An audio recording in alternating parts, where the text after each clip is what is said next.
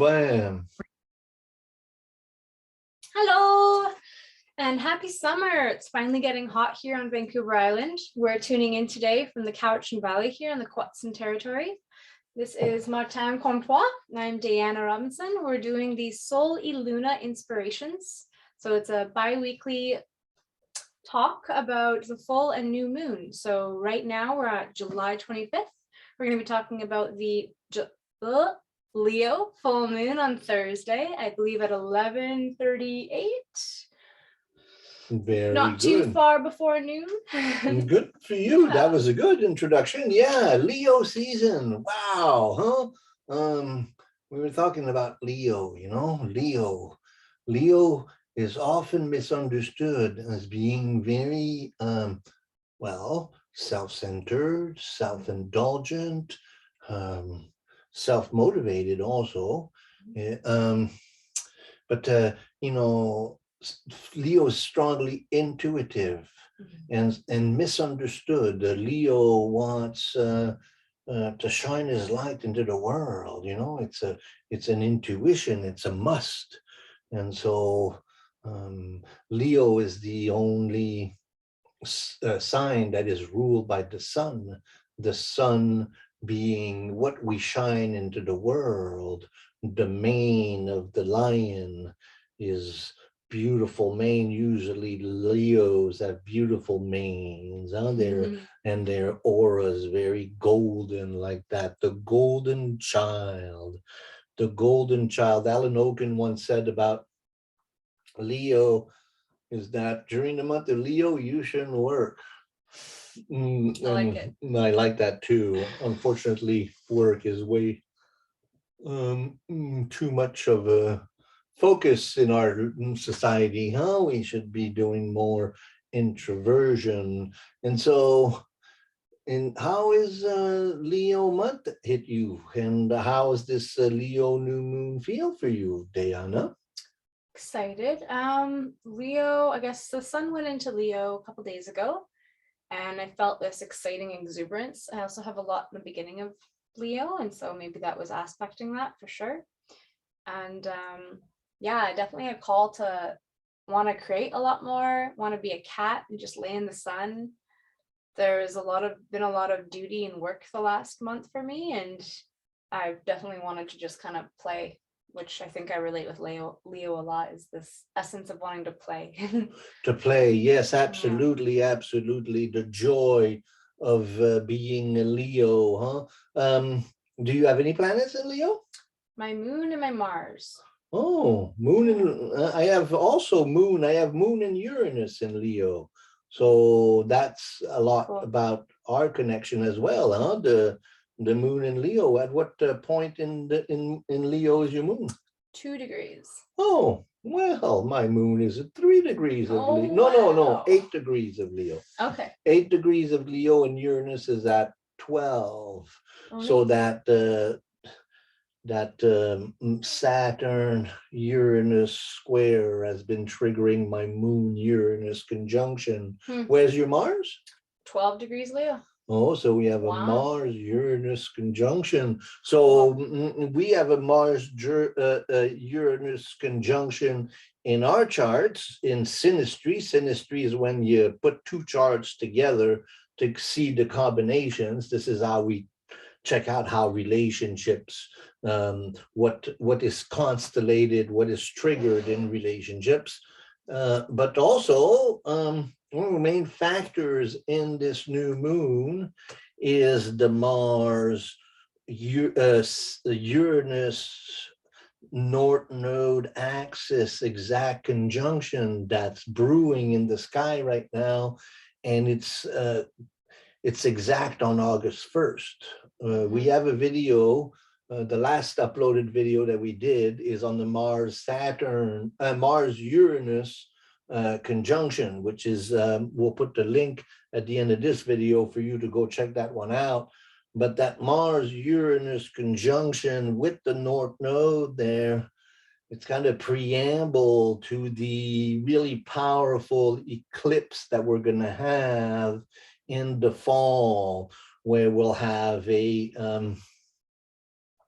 Uranus, Saturn, Sun, moons, lunar eclipse, a solar eclipse in alignment with Uranus, but Mars, Uranus in conjunction, it's very difficult. And so we have a Mars, Uranus conjunction and a moon, a sun conjunction in fixed signs, right? So Leo, Taurus are fixed signs. So if you have any planets in either Leo or Taurus, but also in Aquarius and Scorpio, you're going to find this particular moon to be especially motivating, but also, especially challenging. I think those two are there.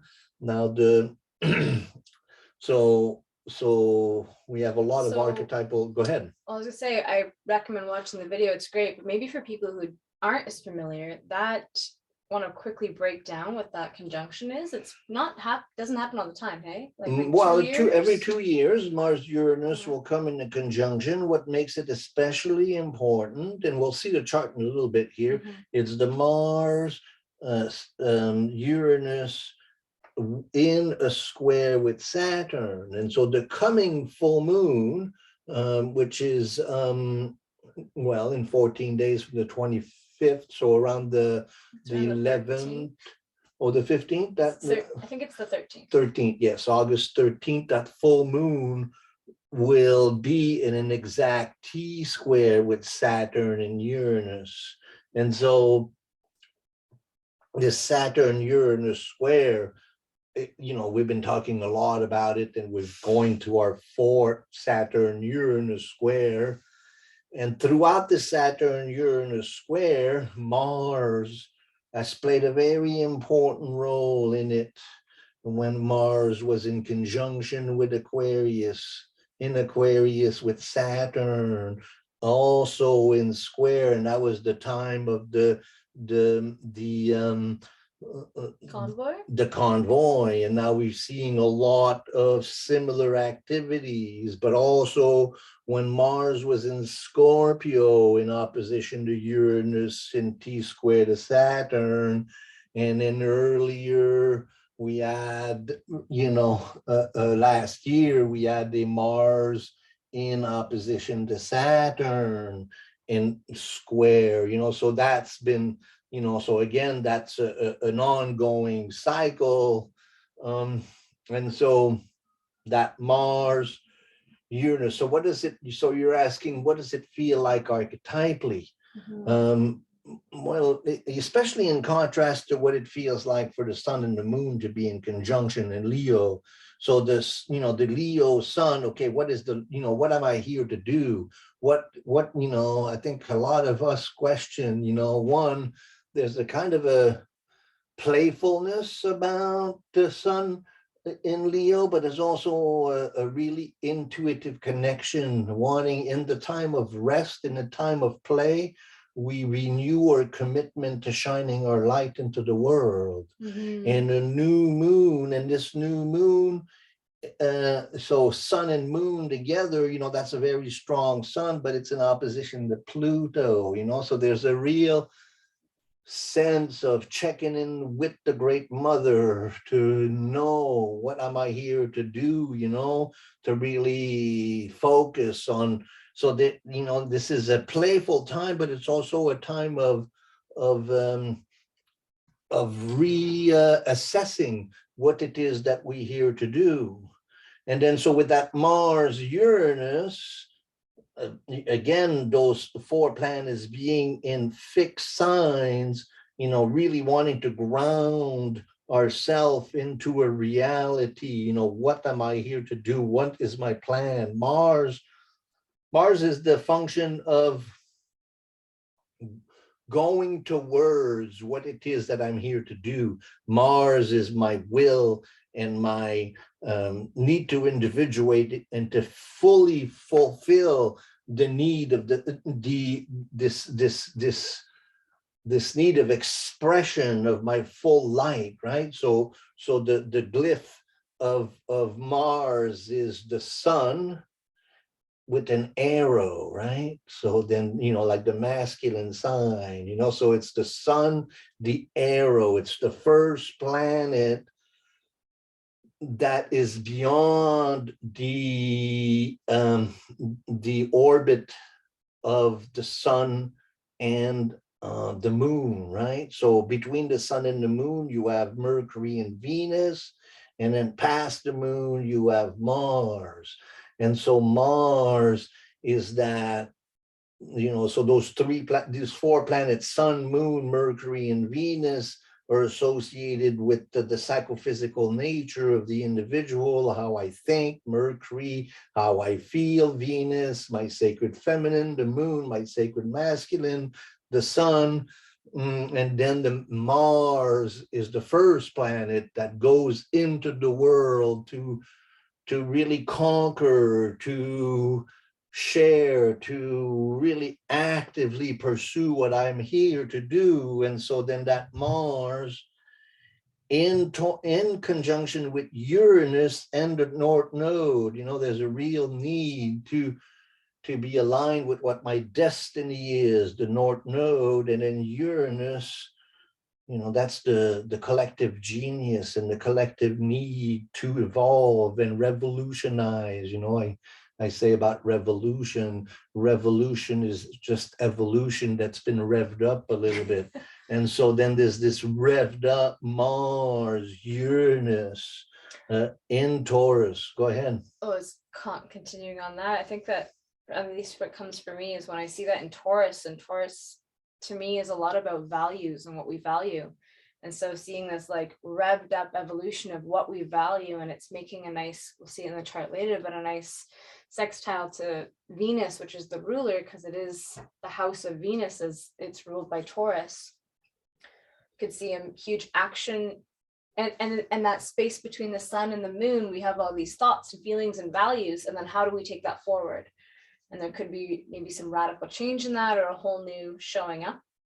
I think a lot of Mars is how you show up, what action and will you take. It's also Taurus and Mars in Taurus, how we work into the world, and what the fruits of our work is, and Venus, rules money and how we attract money. So that Mars, Uranus, real sense that, there is a lot of shaking of the ground. Also, I was thinking, about Mars and Uranus in conjunction, it's also very hot, huh? It's got a lot of heat to it. Right. It's a very electricity mixed with a hot spot. Well, that sun, moon in Leo, Mars, Uranus, we're in the hottest time of the year. So that's all very interesting, huh? And then again, there's that T-square. And then the factor we shouldn't discount is that Jupiter-Chiron conjunction. Jupiter in Aries is really big and enthusiastic. That's two more planets in fire signs, so we went from a very, very wet beginning of summer to a now, we haven't, things are drying up, and then all around the world, things are quite hot. So that's Mars, Uranus. So, new moons are time of deep introspection. The sun and the moon are in a sacred marriage, and we also have Mercury, who's just past the sun and who's in conjunction with that new moon. And so, and also Mercury is in square to Uranus, Mars, and with Saturn in a T-square. And so there's a lot.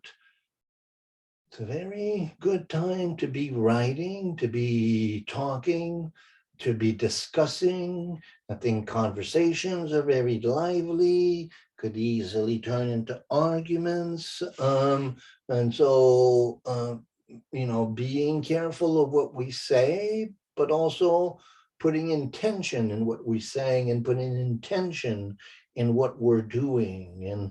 But then there's the very self-centered part of Leo, when, and so, yeah, but, I think we all need our rest and our play as well. So there's a very, so it's a very interesting new moon. We'll share the chart with you to look at it from a different perspective. How have you been feeling? I mean, you work in the public eye, so how's the energy out there, Day? From what I've gathered, there's a lot of, I think what I see is people are very happy it's summer, and that's been enlivening the spirit, but there's this almost like this anticipatory edge building of what's to come. And I think a big part of that is this conjunction of Mars Uranus North Node coming. It's kind of hard. Uranus is unpredictable changes, and so how do you expect the unexpected, or how do you plan for what you don't know might happen? So there's a little of that, but I think people can psychically feel it, and you can see that with so much fire too. There's this intuitive aspect that something's coming, and being grounded in yourself is one of the only things you can really do to prepare. In the public, yeah, I mean, I work in kind of alternative healthcare, I call it, and so I deal with a lot of illness, unfortunately, and a lot of people working on their health because they want to stay strong and healthy, and a lot of people who have been going through a lot of illness, unfortunately, this summer, which has been hard for many. Yeah, no, this the physical health, but also the financial and spiritual health. People are really challenged by a lot, and that's that Saturn. So Funny, on that note, I have a friend who works in a metaphysical shop, and she said that the sales have been crazy the last month, and people have just been wanting support left, right, and center. Tarot cards, tons of people getting into tarot and the occult and crystal therapy, and I think people are looking for some guidance and salvation there, or spiritual wellness. yes, I think that there's a really big kind of deep concern as to, okay, now what? How do I deal with this? Jung uses a beautiful term. He says apotropaic. Apotropaic means, means to engage with the unconscious, to engage with the mystical world through rituals. So we're trying to deal with our craziness by apotropaic means, to trying to give our soul a voice. So that sun moon in Leo in opposition to Pluto, there's a big seriousness to it, even though, the sun is shining and it's beautiful. We're quite concerned that Pluto then goes to Mars Uranus North Node conjunction, which we talked a lot about. And then again, look at that video. I have two videos out just that are recent on the Mars Uranus conjunction, but also on the fourth wave of the Saturn Uranus square. So then we have Uranus Mars, and then we have Saturn in square, and then we have Mercury also in Leo. So that fixed. So if you have any planets in the end signs, in the ends of the fixed signs, you're feeling that T square, and then the next full moon will be right on that T square also. So this energy will be with us for the next few weeks. That Mars is about 3 degrees, 4 degrees from Uranus.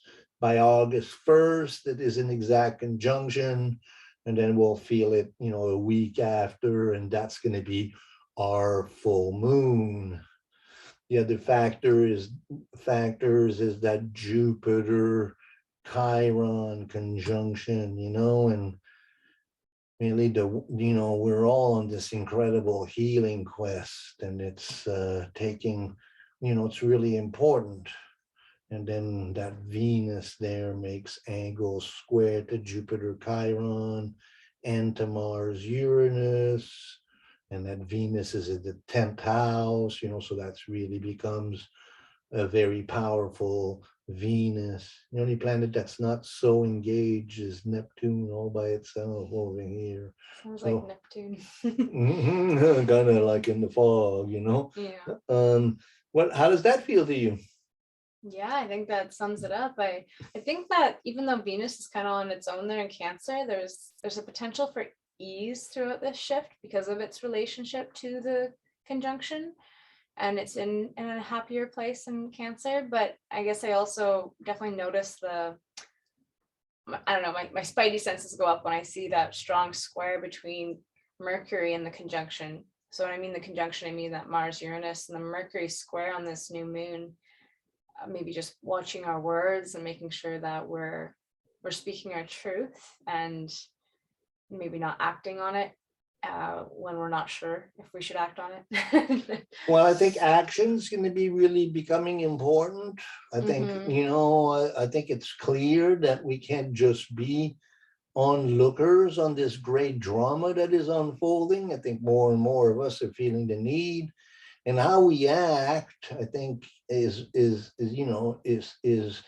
a real testimony of who we are, right? Definitely. And so then really making assessment, and I think that's the need for that new moon, is to really assess, what it is that I'm here to shine into the world.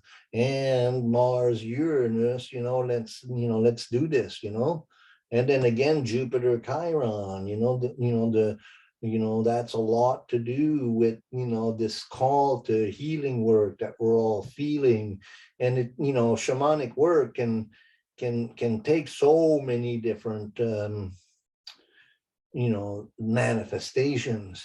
But that Venus here, like you were saying, and this is a great luxury that I've been able to do, and then also Venus will be coming into Leo also in the next few weeks.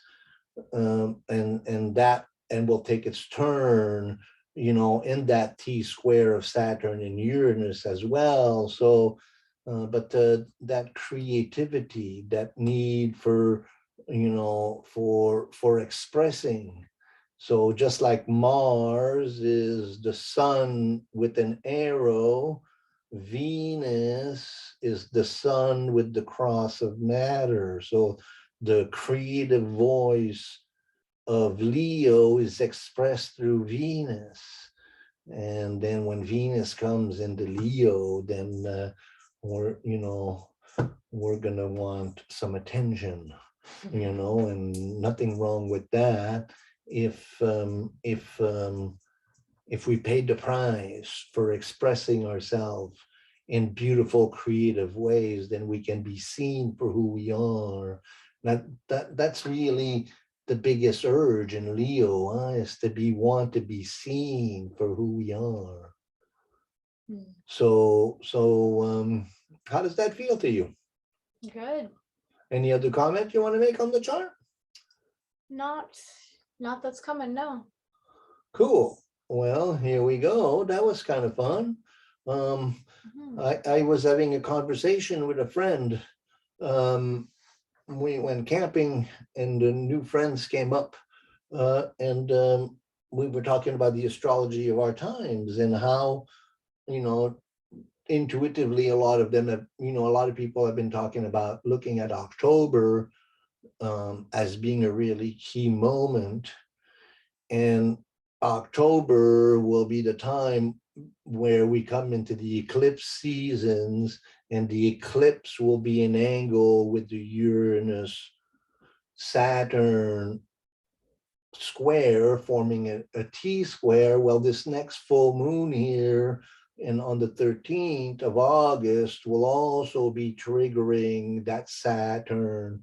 So my sense is that from this coming full moon to this October and November eclipse season, we're going to, this is a very intense little pocket of time. And so I think that we're all kind of expecting things to be different. And this new moon in opposition to Pluto It's really helping us set intention, being real calm and really focused on what it is that you're here to do, to shine into the world. It's easy to get caught up in the madness, but what is it that you have to offer? You know, what comes next? You know, what is it that we can make the best use of these times? Very, very important. And does that feel about right for you? Yeah, definitely. Cool. Well, thanks for joining us. We got a couple of new subscribers. We're up to 383 subscribers. Woohoo! Thank you. Please do subscribe, and then send us any questions you may have, comments. Sharing our videos is really big. We'll keep them coming. This is Dayana Robinson, and I'm Martin Comtois, MC Starman. Happy new moon, you guys. Let your light shine into the world. We're all in this together. Whoop, whoop, whoop, whoop. Okay.